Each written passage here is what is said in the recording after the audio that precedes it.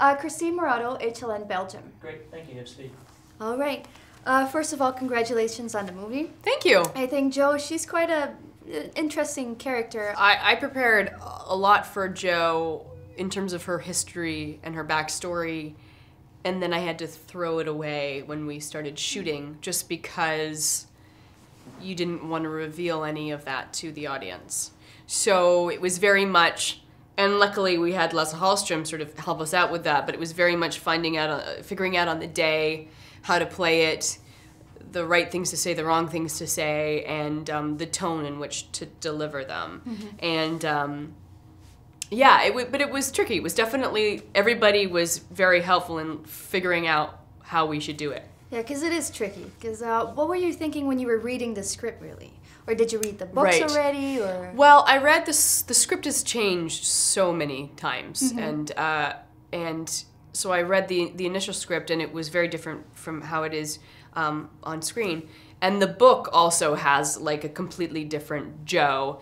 I mean, not different. Different is the wrong word, but just the movie is a more simplified Jo, mm-hmm. and it's hard because it is all about that reveal. But we also wanted to make sure that we saw this connection between these two women, and that we saw them both kind of grow because of that friendship, yeah. and then learn what needed to be learned and move on to the next chapter. Because why do you think it works so well between Jo and Katie, Jillian's character? I think that they bond over both being drawn to isolation, mm-hmm. and both being very independent and also having their secrets. They both can tell with each other that, like, I can tell you don't really want to share that, and I don't really want to share that. So let's just keep it light, and let's not try to pry too hard.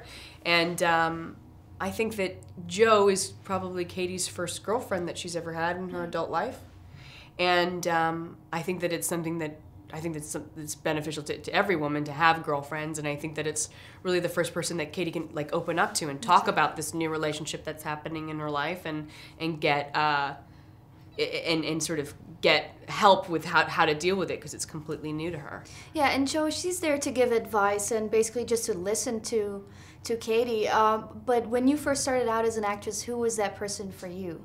Who was always there for you? I had a lot of really great guy friends in Canada, and we were all actors, and we all sort of helped and supported each other. Mm-hmm. And we were like all really great friends, and we were all sort of in the mix, in like auditioning, and then we'd all go out and get drinks and sort of lament and complain and help each other out. Mm-hmm. That was like my group when I was starting out.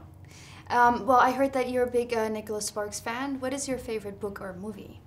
The Notebook, mm-hmm. for sure. Do you have a memory attached to that? Yeah, I remember seeing it in the theater for the first time with like a group of girlfriends and just weeping, uncontrollably.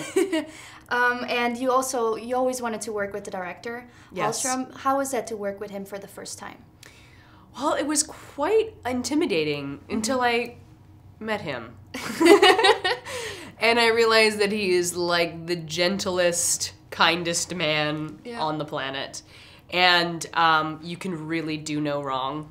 And he allows you to take your time and to try things and to fail at things. Mm-hmm. And he's just a very comforting presence on set. All right, great. It was very nice seeing you. Very nice to see you. Yeah, take care.